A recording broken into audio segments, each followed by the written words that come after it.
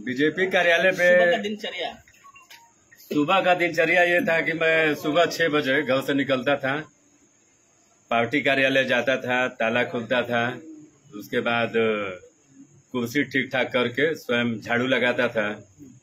झाड़ू लगाने के बाद फिर मैं घर आता था और स्नान ध्यान करके पुनः कार्यालय चला जाता था देर रात्रि तक।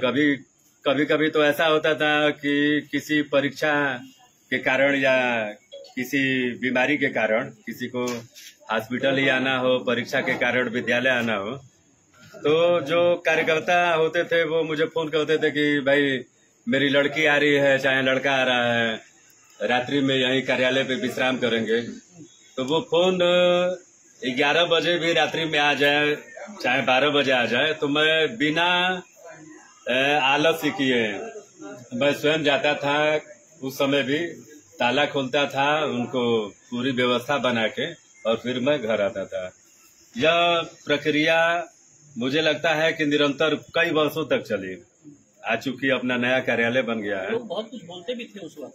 जी, बहुत कुछ बोलते थे। बहुत आप लोगों ने बहुत झेला भी है, लोगों की बहुत झेला है, लेकिन एक लोग करते थे, वो याद है उस समय, वो बात लोग मजाक उड़ाते थे कि ये सब करने में कुछ है वो नहीं, और ये जो आप कर रहे हैं इसका कोई लाभ मिलने वाला नहीं है।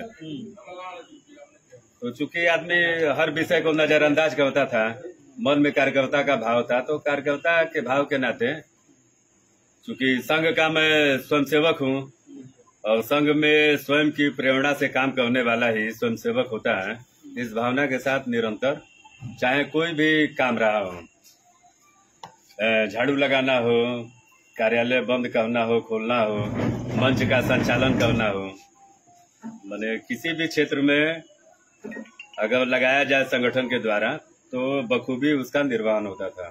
जो परिवार की जो जरूरतें थी वो कैसे आप पूरा करते थे? अब परिवार की जरूरतों को सबसे पहले तो संगठन की क्या जरूरत है उसको पूरा करना है, या भाव लेके आदमी काम करता था।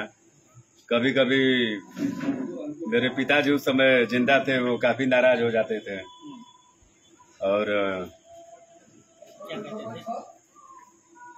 अब क्या कहा जाए, वो एक अभिभावक के नाते